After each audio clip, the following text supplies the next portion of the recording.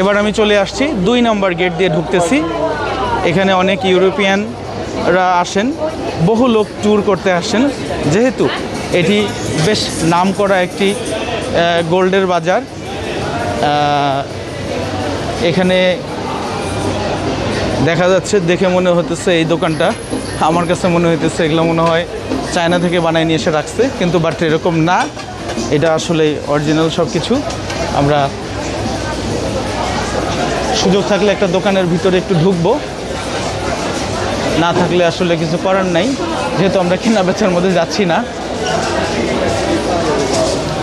মূলত যারা দুবাই আসেন তারা কম বেশি 1 পিস করে এক স্বর্ণের বার বা 1 সেট করে ঝুরা আর কি, ধরেন যে 16.5 গ্রাম সম্ভবত একটা বার ওজন, কমপক্ষে একটা বারের ওজন আর কি, তারা নিয়ে যান। এবং তাদের ট্রাস্ট লেভেলটা এরকম যে এখান থেকে কিনলে অন্তত ঠকার সম্ভাবনাটা নাই। এই গোল্ডের সাথে বাংলাদেশে গিয়ে কিছু মিক্স দিয়ে হয়তোবা আমরা যেটা বাংলাদেশে পাই সেটা তৈরি করা হয়।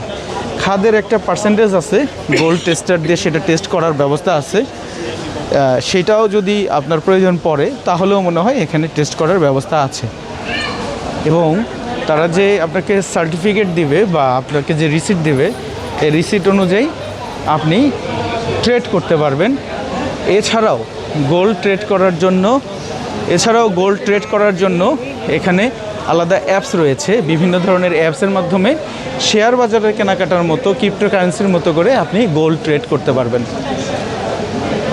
এটা আপনাদের যদি এরকম কিছু লাগে, গোল্ড দিয়ে তৈরি জামা কাপড় যা আছে এগুলো সব হয়তোবা এখানে অ্যারাবিয়ান কালচারে বিয়ের সময় লাগলেও লাগতে পারে। আমাদের দেশে মনে হয় লাগবে না, আমাদের সাধারণ লোকের ক্ষেত্রে এই আর কি।